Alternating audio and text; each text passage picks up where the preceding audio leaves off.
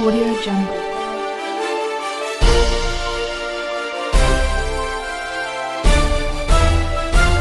Audio Jungle. Appu ಆಸರೆ ನಿರಾಶ್ರಿತರಿಗಾಗಿ ಅನ್ನದಾಸೋಹ, ಸೇವೆ ನಮ್ಮದು, ಸಹಾಯ ನಿಮ್ಮದು. ನಮಸ್ಕಾರ ವೀಕ್ಷಕರೇ, ಜನನಾಯಕ ಅಪ್ಪು ಟಿ ವಾಹಿನಿಗೆ ಸಮಸ್ತ ವೀಕ್ಷಕ ಬಂಧುವಿಗೆ ಸ್ವಾಗತ. ನಾನು ಒಂದು ಸ್ವಾಮಿ. ಬಹುಶಃ ಇವತ್ತು ಬಡವರು ಕೂಡ, ಬಡ ಮಕ್ಕಳು ಕೂಡ, ಬಡ ಕುಟುಂಬದವರು ಕೂಡ ಇವತ್ತು ವಿದ್ಯಾಭ್ಯಾಸ ಮಾಡಿ ಹಲವಾರು ಉದ್ಯೋಗಗಳಲ್ಲಿ ಸೇರ್ಬೋದು ಅನ್ನೋ ಒಂದು ನಿದರ್ಶನ ಇಟ್ಕೊಂಡು ಇವತ್ತು ಭಾಳಷ್ಟು ಬಡ ಕುಟುಂಬವನ್ನೇ ಆಯ್ಕೆ ಮಾಡಿಕೊಂಡು ಇವತ್ತು ಉದ್ದೇಶವಾಗಿ ಇವತ್ತು ಬಡವರಿಗಾಗಿ ಒಂದು ಶಾಲೆಯಾಗಿ ನಾನು ವಿಸಿಟ್ ಮಾಡಿಕೊಂಡಿರ್ತಕ್ಕಂಥದ್ದು. ಸಂವಿಧಾನ ಪೀಠಿಕೆ ಭಾರತದ ಜನತೆಯಾದ ನಾವು ಭಾರತವನ್ನು ಸಾರ್ವಭೌಮ ಸಮಾಜವಾದಿ. ಸ್ನೇಹಿತರೆ, ಇವತ್ತು ನಾನು ವಿಸಿಟ್ ಮಾಡಿಕೊಂಡಿರ್ತಕ್ಕಂಥ ಒಂದು ಪ್ರೈವೇಟ್ ಶಾಲೆ ಬಹುಶಃ ಭಾಳಷ್ಟು ವಿಶೇಷತೆ ಇರ್ತಕ್ಕಂಥದ್ದು. 100ಗೆ 99% ಬಡ ಮಕ್ಕಳಿಗಾಗಿ ಇವತ್ತು ಈ ಶಾಲೆಯನ್ನು ತೆರೆದಿರ್ತಕ್ಕಂಥದ್ದು. ಬಹುಶಃ ಇವತ್ತು ಬಡ ಕುಟುಂಬಕ್ಕೆ ಆಸರೆ ಆಗಲಿ, ಬಡ ಮಕ್ಕಳಿಗೆ ಆಸರೆ ಆಗಲಿ, ಅಷ್ಟಕ್ಕೂ ಕೂಡ ಇವತ್ತು ಈ ಶಾಲೆಯಲ್ಲಿ ಕನ್ನಡಕ್ಕೆ ಮೊಟ್ಟ ಮೊದಲೇ ಬಾರಿಗೆ ಆದ್ಯತೆ ಇರಬೇಕನ್ನೋ ದೃಷ್ಟಿಯಿಂದ ಕನ್ನಡ ಮಾಧ್ಯಮದಲ್ಲೇ ಒಂದಷ್ಟು ಪ್ರೈವೇಟ್ ಶಾಲೆಯನ್ನು ಪ್ರಾರಂಭ ಮಾಡಿರ್ತಕ್ಕಂಥ. ಸಮಾಜದಲ್ಲಿ ಅನ್ಯಾಯ ಕಂಡು ಸುಮ್ಮನಿರುವವನಿಗಿಂತ ಹೋರಾಟಕ್ಕಿಳಿದವನೇ ಉತ್ತಮ. ಸ್ವಾಮಿ ವಿವೇಕಾನಂದ. ಅಂದಿ ಚಂದನದ ಸುಗಂಧವನ್ನು ಬಲ್ಲುದೆ, ಒಂದನ್ನು ತಿಳಿಯಲರಿಯದ ಗುರುವಿಂಗೆ ನಿಂದೆಯೇ ಬಹುದು ಸರ್ವಜ್ಞ. ಇವ ಪ್ರೈವೇಟ್ ಶಾಲೆಯಲ್ಲಿ ಕೂಡ ಕನ್ನಡ ಮಾಧ್ಯಮದಲ್ಲಿ ಕನ್ನಡಕ್ಕೆ ಎಷ್ಟು ಆದ್ಯತೆ ಇದೆ ಅಂದರೆ ಈ ಒಂದು ವೀಣೆ ನೋಡಿಬಿಟ್ರೆ ಸಾಕು. ಬಹುಶಃ ಚಿಕ್ಕ ಮಕ್ಕಳು ಕೂಡ ಕೋಲಾಟವನ್ನು ಮಾಡಿಕೊಂಡಿರ್ತಕ್ಕಂಥದ್ದು ಬಹುಶಃ ನಿಜವಾಗ್ಲೂ ಆಶ್ಚರ್ಯ ಆಯಿತು. ಇವತ್ತು ಆ ಕೋಲಾಟದಲ್ಲೇ ಚಿಕ್ಕ ಮಕ್ಕಳು ಭಾಗಿಯಾಗಿ ದೊಡ್ಡವರು ಕೂಡ, ಯುವಕರು ಕೂಡ ಮಾಡ್ತಾರಲ್ಲ ಆ ಕೋಲಾಟ, ಅಷ್ಟರ ಮಟ್ಟಿಗೆ ಇಲ್ಲಿ ಪ್ರತಿಭೆಯನ್ನು ಹುರಿದುಂಬಿಸ್ತಕ್ಕಂಥ ಶಿಕ್ಷಕರು.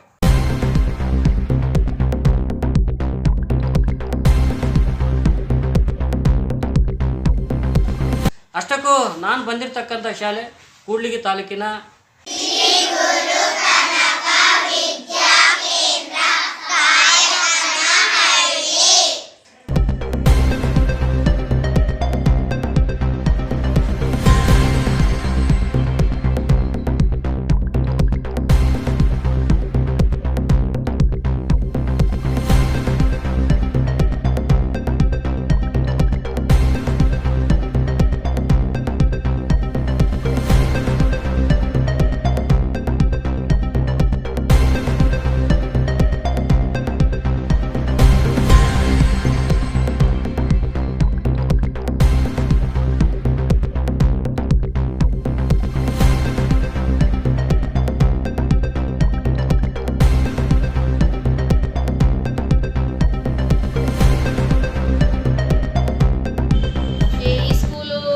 ಸೆಕ್ರೆಟರಿ ಬಂದ್ಬಿಟ್ಟು BT ಮಂಜುನಾಥ್ ಸರ್ ಅಂತೇಳಿ. ಈ ಸ್ಕೂಲ್ ಓಪನ್ ಆಗಿ 25 ವರ್ಷ ಆಗಿದೆ. ಈ ವರ್ಷ ನಮ್ಮ ಶಾಲೆಯಲ್ಲಿ ನಾವು ರಜತ ಮಹೋತ್ಸವ ಅಂದರೆ ಬೆಳ್ಳಿ ಮಹೋತ್ಸವವನ್ನಾಗಿ ಆಚರಿಸ್ತಾ ಇದ್ವಿ. ಇಲ್ಲಿ ಸುಮಾರು 25 ವರ್ಷದಿಂದ ಹಳೆ ಸ್ಟೂಡೆಂಟ್ಸ್ ಎಲ್ಲ ತುಂಬ ಜನ ಅಪಾಯಿಂಟ್ ಆಗಿದ್ದಾರೆ. ನಾನು ಬಂದಾಗಿಂದನೂ ಪ್ರತಿ ವರ್ಷ 4 ರಿಂದ 5 ಜನ ಅಂತೂ ಅಪಾಯಿಂಟ್ ಆಗಿ ಅಲ್ಲಿಂದ ಇದಕ್ಕೆ ಬರ್ತಿದ್ದಾರೆ. ಇಲ್ಲೆಲ್ಲ ಸಿಂಧುತ್ವ ಮಾಡಿಸೋದಕ್ಕೆ ಅಧಿಕಾರಿಗಳೆಲ್ಲ ಬಂದು ಹೋಗ್ತಾ ಇದ್ದಾರೆ. ಈ ಸ್ಕೂಲಲ್ಲಿ ಆ್ಯಕ್ಚುಲಿ ಹೇಳ್ಬೇಕಂದ್ರೆ ಈ ಏರಿಯಾದಲ್ಲಿ ಕನ್ನಡ ಮಾಧ್ಯಮ ಸ್ಕೂಲ್ ಆದ್ರೂ ಹೆವಿ ಸ್ಟ್ರೆಂತ್ ಆಗಿರ್ತಕ್ಕಂಥ ಸ್ಕೂಲ್ ಅಂದರೆ ಇದೇನೆ. ಈಗೆಲ್ಲ ಏನಪ್ಪ ಅಂತಂದರೆ CBSE syllabus, state syllabus, English medium ಅಂತಾರೆ. ಬಟ್ ಇದು ಕನ್ನಡ ಮಾಧ್ಯಮ ಶಾಲೆ ಆದ್ರೂ ಇಲ್ಲಿ ನಮ್ಮಲ್ಲಿ 275 ಎಬೋನೇ ಸ್ಟ್ರೆಂತ್ ಇರುತ್ತೆ ಪ್ರತಿ ವರ್ಷ. ಒಂದೊಂದು ಸೆಕ್ಷನಿಗೆ ನಮ್ಮಲ್ಲಿ ಲೋಯರ್ ಅಷ್ಟೇ ಸ್ಕೂಲ್ ಇರೋದು. ಒಂದೊಂದು ಸೆಕ್ಷನಿಗೆ ಏನಿಲ್ಲ ಅಂದರೂ 40 to 40 ಅಂತೂ ಮಿನಿಮಮ್ ಅಡ್ಮಿಷನ್ ಆಗ್ತವೆ. ಮತ್ತು ಈ ಸ್ಕೂಲಲ್ಲಿ ಓದಿರ್ತಕ್ಕಂಥ ಓಲ್ಡ್ ಸ್ಟೂಡೆಂಟ್ಸ್ ಎಲ್ಲ ಅವಾಗ ವಿಸಿಟ್ ಮಾಡ್ತಾ ಇರ್ತಾರೆ. ಈ ಸರಿ ಸಹ ಕಾರ್ಯಕ್ರಮಕ್ಕೆ ಬರ್ತಾ ಇದ್ದಾರೆ. ತುಂಬ ಜನ ಅಪಾಯಿಂಟ್ ಆಗಿದ್ದಾರೆ, ಒಳ್ಳೊಳ್ಳೆ ಪೊಸಿಷನ್ನಲ್ಲಿದ್ದಾರೆ, ಇಂಜಿನಿಯರ್ಸ್ ಆಗಿದ್ದಾರೆ, ಡಾಕ್ಟರ್ಸ್ ಆಗಿದ್ದಾರೆ. ಗೌರ್ಮೆಂಟ್ ಸೀಟಲ್ಲಿ MBBS ಸಹ ಮಾಡ್ತಾ ಇದ್ದಾರೆ. ಈ ಇಯರಲ್ಲೇ 4 ಮೆಂಬರ್ಸ್ ಏನು MBBS ನೀಟಲ್ಲಿ ಸೆಲೆಕ್ಟ್ ಆಗಿ MBBS ಮಾಡ್ತಾ ಇದ್ದಾರೆ. ಸೊ ಇಲ್ಲಿ ವರ್ಕ್ ಮಾಡೋದು ಅಂತ ನಮಗೆಲ್ಲ ಖುಷಿ ಇದೆ. ಸೊ ಇನ್ನೂ ಹೆಚ್ಚು ಮಕ್ಕಳು ಇಲ್ಲಿ ಅಡ್ಮಿಷನ್ ಆಗಲಿ ಮತ್ತು ಹೆಚ್ಚಿನ ವಿದ್ಯಾಭ್ಯಾಸ ಪಡೀಲಿ, ಒಳ್ಳೆ ಪೊಸಿಷನ್ಗೆ ಹೋಗಲಿ ಅನ್ನೋದು ನಮ್ಮ ಆಸೆ. ಹೆಲ್ಪ್ ಮಾಡಬೇಕು ಅಂದರೆ ಅದು ಒಂದು ನಡೆದು ಬಂದಿರತಕ್ಕಂಥ ಎಲ್ಲ ಕಷ್ಟ ಸುಖ ಮತ್ತು ಶ್ರಮದ ಕುರಿತಾಗಿ ಹಿಂದೆ ಮತ್ತು ಮುಂದೆ ಬರುವವರು ತಿಳ್ಕೊಳ್ಳಿ ಯಾವ ಸತತ ಪರಿಶ್ರಮದಿಂದ ಇದು ಬೆಳೆದು ನಿಂತಿದೆ. ಈ ಶಿಖರಕ್ಕೆ, ಈ ಉನ್ನತ ಶಿಖರಕ್ಕೆ ಏರಬೇಕು ಅಂದರೆ ಅಲ್ಲಿರ್ತಕ್ಕಂಥ ಟೀಚರ್ಸ್ ಆಗಿರ್ಬೋದು, ಎಷ್ಟೋ ಜನ ಬಂದು ಒಂದೇ ವರ್ಷ ಆಗಿರಲಿ, ಒಂದೇ ತಿಂಗಳಾಗಿರಲಿ ಪ್ರೈವೇಟ್ ಸ್ಕೂಲಲ್ಲಿ ಅವ್ರು ವರ್ಕ್ ಮಾಡಿಬಿಟ್ಟು ತಮ್ಮದೇ ಆಗಿರ್ತಕ್ಕಂಥ ಸಾಧನೆಯ ಹೆಜ್ಜೆ ಗುರುತನ್ನು ಮೂಡಿಸೋಗಿರ್ತಾರೆ. ಮತ್ತು ವಿದ್ಯಾರ್ಥಿಗಳು ಕೂಡ ತಮ್ಮದೇ ಆದ ರೀತಿಯಲ್ಲಿ ಬೇರೆ ಬೇರೆ ಕ್ಷೇತ್ರಗಳಲ್ಲೂ ಕೂಡ ಸಾಧನೆಯನ್ನು ಮಾಡಿರ್ತಕ್ಕಂಥವ್ರನ್ನ ಅವ್ರನ್ನೂ ಕೂಡ ಕರೆದುಬಿಟ್ಟು ಪ್ರಶಸ್ತಿಗಳು ಮತ್ತು ಸನ್ಮಾನಗಳು ಮಾಡೋದಕ್ಕೋಸ್ಕರ ಬೆಳ್ಳಿ ಮಹೋತ್ಸವ. ಈ ಸಂಸ್ಥೆ ಬಗ್ಗೆ ಹೇಳ್ಬೇಕಂದ್ರೆ ತುಂಬಾ ಇದೆ ಸರ್, ತುಂಬ ಇದೆ. ಯಾಕೆಂದರೆ 25 ವರ್ಷ ಬರಬೇಕಂದ್ರೆ ಸುಮ್ಮನೆ ಅಲ್ಲ ಸರ್, ಅವ್ರವ್ರು ತುಂಬ ಶ್ರಮಪಟ್ಟು ಮಾಡಿರೋದ್ರಿಂದ ಹಿಂದೆ ಶಿಕ್ಷಕರಾಗಿರ್ಬೋದು, ಇಷ್ಟು ವೃತ್ತಿ ಮಾಡೋಗಿರ್ತಾರಲ್ಲ ಅವರಿಂದನೂ ಇದೆ ಸರ್. ಮೇಡಮರಾಗಿರ್ಬೋದು, ಸರ್ ಆಗಿರ್ಬೋದು, ತುಂಬ ಒಳ್ಳೆ ಗೈಡೆನ್ಸ್ ಕೊಡ್ತಿದ್ದಾರೆ ಸರ್. ಇಲ್ಲಿ ಅವ್ರ ಗೈಡೆನ್ಸಿಂದನೂ ನಾನು ಮಾಡ್ಕೊಂಡು ಹೋಗ್ತಿದ್ದೀನಿ ಸರ್. ಐ ಮಾಸ್ಟರ್ ಟ್ರೈನಿಂಗ್ ಕೂಡ ಹೋಗಿ ಬರ್ತೀವಿ ಸರ್. ನಾವು ಹೋಗಿ ಬಂದರೆ ಅಲ್ಲಿ ಟ್ರೈನಿಂಗ್ ಕಳಿಸ್ತಾರೆ ಸರ್. ವರ್ಷದಲ್ಲಿ 2 ಸಲ ಇರುತ್ತೆ. ಸಮ್ಮರ್ ಕ್ಯಾಂಪಲ್ಲಿ 3 ಡೇಸ್ ಇರುತ್ತೆ. ದಸರಾ ಹಾಲಿಡೇಸಲ್ಲಿ 1 ಡೇ ಇರುತ್ತೆ ಸರ್. ಕಂಪಲ್ಸರಿ ಟ್ರೈನಿಂಗ್ ಹೋಗಿ ಬರ್ರಿ ಅಂತ ಹೇಳ್ತಾರೆ ಸರ್. ಆ ಟ್ರೈನಿಂಗ್ ಎಲ್ಲ ಮಾಡ್ಕೊಂಬಂದು ಮಕ್ಕಳಿಗೆ ಏನೇನು ಫ್ಲ್ಯಾಶ್ ಕಾರ್ಡ್ಸ್ ಇದ್ದಾವೆ ಸರ್ ನಮ್ಮಲ್ಲಿ. ಮತ್ತು ಬೋಧನಾ ಕಲಿಕೆಗಳು ಏನೇನು ಬೇಕೋ ಪ್ರತಿಯೊಂದು ಇದ್ದಾವೆ ಸರ್. ಮತ್ತು ಓನಾಗಿ ಕೂಡ ಮಕ್ಕಳಿಗೆ ಏನೇನು ಬೇಕು, ಚಿಕ್ಕ ಮಕ್ಕಳಿಗೆ ಬೇಕು ಅದನ್ನೆಲ್ಲ ಮಾಡಿ ಇಟ್ಟಿದ್ದೀವಿ ಸರ್ ಮಕ್ಕಳಿಗೆ. ಇದು 25ನೇ ವರ್ಷ. ಎಲ್ಲರೂ ಬರ್ರಿ, ಮಕ್ಕಳು ಕಾರ್ಯಕ್ರಮ ಬಂದು ಸ್ವಾಗತ ಮಾಡಿ ಕೋರ್ತೀವಿ ಸರ್. ಎಲ್ಲರೂ ಬರ್ರಿ, ನಿಮ್ಮ ಕುಟುಂಬದವರು, ಮಕ್ಕಳು ಎಲ್ಲ ನಮ್ಮ ಸುತ್ತಮುತ್ತ ಊರದವರೆಲ್ಲ ಬಂದು ಚೆನ್ನಾಗಿ ಪ್ರೋತ್ಸಾಹ ಮಾಡಿ ಇನ್ನೂ ಚೆನ್ನಾಗಾಗಲಿ, ಇನ್ನೂ ಮುಂದುವರಿಲಿ ಅಂತ ಹೇಳ್ತಾ ಇದ್ದೀನಿ ಸರ್. ಮಕ್ಕಳ ಕಲಿಕೆಯಲ್ಲಿ ಹಿಂದುಳಿದ್ರೆ ಅವ್ರನ್ನೂ ಕೂಡ ಮುಂದೆ ಹಾಕೊಂಡು ಕಲಿಸ್ರಿ ಅಂತ ಹೇಳ್ತಾರೆ ಸರ್. ಯಾಕೆ ಕಲಿಸ್ಬೇಕು? ಎಲ್ಲ ಮಕ್ಕಳು ಸಮನಾಗಿ ಕಾಣ್ಬೇಕಲ್ಲ.